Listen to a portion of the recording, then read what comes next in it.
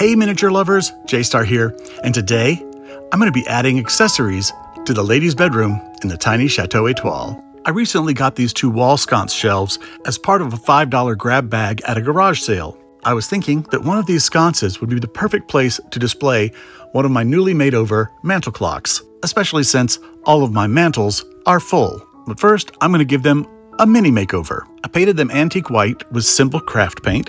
And now I'll add a little glitz and glamour to them with my Deco Color gold pins. It doesn't take very much to bring them to life. I simply trace all the elegant lines of these French sconces.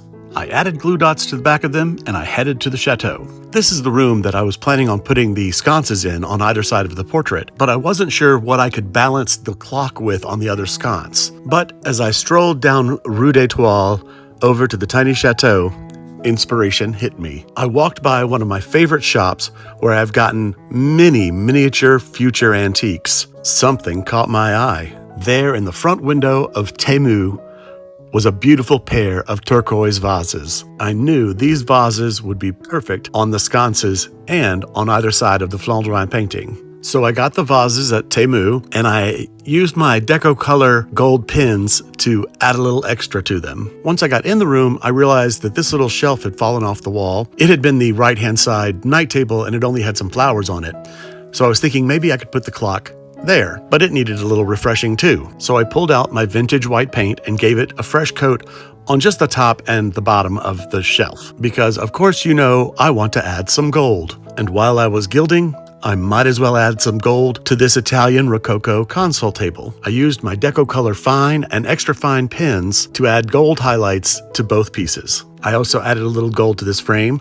Here you can see it half and half, the difference it makes. And then of course this frame needed some gold. Now, after some mini makeovers, I have a bunch of beautiful accessories to add to this room. I assembled these items back on the table as they had been, but I realized that photo frame is a bit too large. So I added a simple easel to the back of the smaller frame. Then I added this little photo to the Italian console and secured my new faux lapis clock and a pot of flowers to the demi-lune side table. I recently made all these bags and I wanted to add a couple of those to the room as well. But to help tell the story of the messy fashionista who inhabits this room, I wanted to pack the weekender bag with some of her clothes. This is where it pays to have creative, artistic friends. My friend Cree Rama sent me a huge pack of scraps and tidbits of beautiful fabrics that she's used in her art. She thought that because the pieces were small, I could find tiny uses for them. And she's right. You'll notice the fabrics I've chosen match the colors of the room. A couple shades of teal, cream, and gold, and that purple matches the Warhol shoe drawings and the perfume bottles. Using a few dabs of glue, I turned all the raw edges in on themselves to make it look like these are little pieces of clothing. And then I stuffed them haphazardly into the bag. I didn't use any regular glue to secure down those gravity-defying pieces of fabric. Instead, I used glue dots, which are easily removable. So let me grab this bag and we'll head to the chateau and I'll show you how all the new accessories look in the ladies' bedroom. First, here are the sconces that started everything off. I found this pair of sconces at the garage sale and I love how they look. And of course, they're the perfect place for the future antique vases that I found at Chateau, that wonderful little shop for French miniatures. And in the left corner, you can just see my new lapis clock that I recently made over. And in the right corner, pay no attention to that bulb that is burned out on the lamp that I made from beads and buttons. You can tell that this room belongs to a very stylish, if very messy, person. Her bedroom exactly reflects her fashion sense. She pulls things together from different eras, different styles, and makes it work. She's put French Provincial and Italian Rococo furniture pieces alongside English wicker from the garden, and her taste in art is just as eclectic.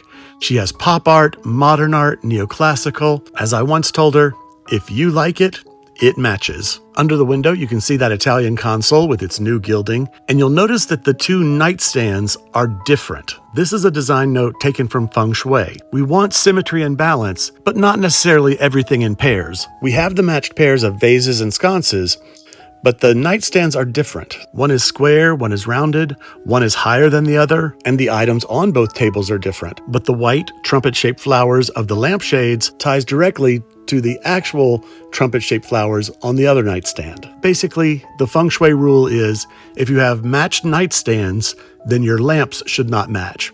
But if you have matching lamps, then your nightstands should not match. But here, I have the two matching pairs above them, so neither have to match. This room is chaotic, with things everywhere and clothes everywhere, yet it still manages to look elegant and designed. That's partly because it follows my color theory. Stick to your color theme. And your color theme is 3 colors. Normally, I consider black and white neutrals, but in the tiny chateau, black and white are features. All of the furniture and the carpet are white, so that is the main color. And purple and turquoise are the accent colors. Purple because of the Warhol shoe illustrations, and the purple is picked up in the perfume bottles and the flowers near those purple pieces of art. And the turquoise comes from the painting on the other side of the room. It's picked up in the turquoise vases, the pillow, the rug. Anytime I bring in a new accessory, I know it needs to be either white, turquoise, or purple. Now I know this rug is more of a lapis blue, but the painting does have several shades of blue in it. And I also consider rugs like artwork. You don't really have to match the colors perfectly, but I do try to keep my colors consistent throughout a room. Here on the chandelier, the iridescent beads pick up the turquoise and the purple. I love all of the details and accessories in this bedroom. The Andy Warhol portraits of legendary women and the bust of Diana the Huntress, these tell you that this woman knows who she is. And little details like the phone off the hook on the bed really tell the story. But of course, you're unsure what that story is. Does she not want to get calls right now? Or does she have somebody on hold? Little moments like that will engage the viewer and make them want to see more, to know more about what's going on in this room. The clothes overflowing the drawers, open lipsticks on the dresser, hangers everywhere. It all adds to the feeling of glamorous chaos. Is she hurriedly packing for a trip?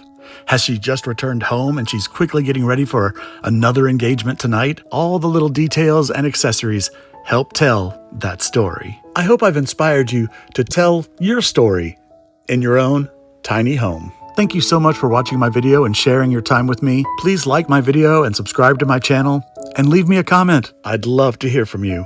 From the tiny Chateau Étoile, this is J-Star saying have a great day and keep making mini.